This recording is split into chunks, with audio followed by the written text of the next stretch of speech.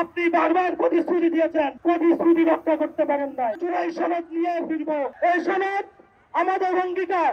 আমার ভাইয়ের রক্ত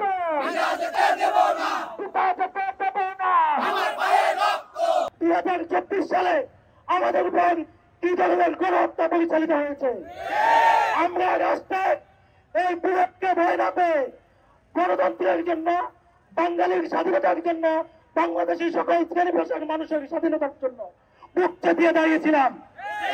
আমরা এই রাষ্ট্রের জন্য শহীদ হয়েছি, বন্ধুত্ব বরণ করেছি, হাত পা চাপা গিয়েছি। যে রাষ্ট্রের জন্য আমরা শহীদ হলাম, যে রাষ্ট্রের জন্য আমরা বন্ধুত্ব বরণ করলাম, সেই রাষ্ট্রের প্রধান দায়িত্ব কর্তব্য হচ্ছে আমাদের সকল দায়িত্ব গ্রহণ করা, আমাদের নিরাপত্তা নিশ্চিত করা এবং আমাদের রাষ্ট্রীয় মর্যাদা এবং সম্মান সুপ্রতিষ্ঠিত করা।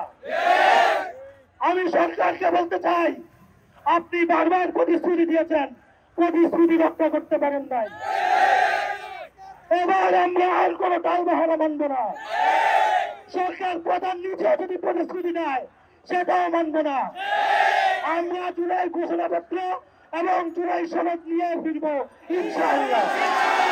যতক্ষণ না পর্যন্ত জুলাই ঘোষণাপত্র এবং জুলাই সনদ জারি হবে, ততক্ষণ পর্যন্ত আমাদের শান্তিপূর্ণ অবস্থান অব্যাহত থাকবে ইনশাআল্লাহ।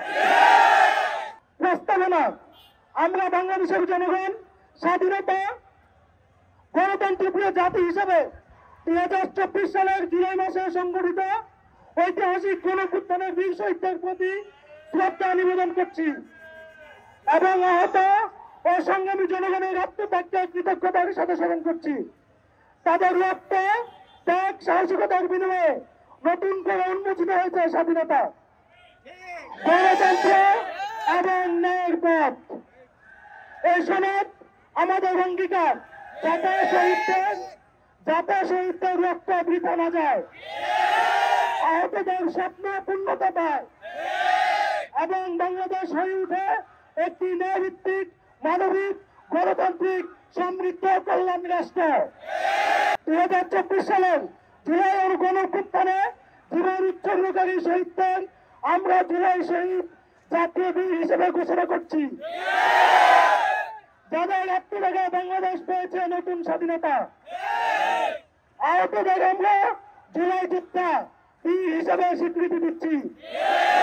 তাদের সাহস ও রক্তের বিনিময়ে আমরা পেয়েছি গণতন্ত্র, মুক্ত কণ্ঠ এবং ন্যায়ের প্রতিশ্রুতি। আমার বোনের রক্ত পিতা যেতে দেব না, শহীদের রক্ত পিতা যেতে দেব না, মুক্তের রক্ত পিতা যেতে দেব না, ওসিমের রক্ত পিতা যেতে দেব না, ওসিমের রক্ত পিতা যেতে দেব না, সাগরের রক্ত পিতা যেতে দেব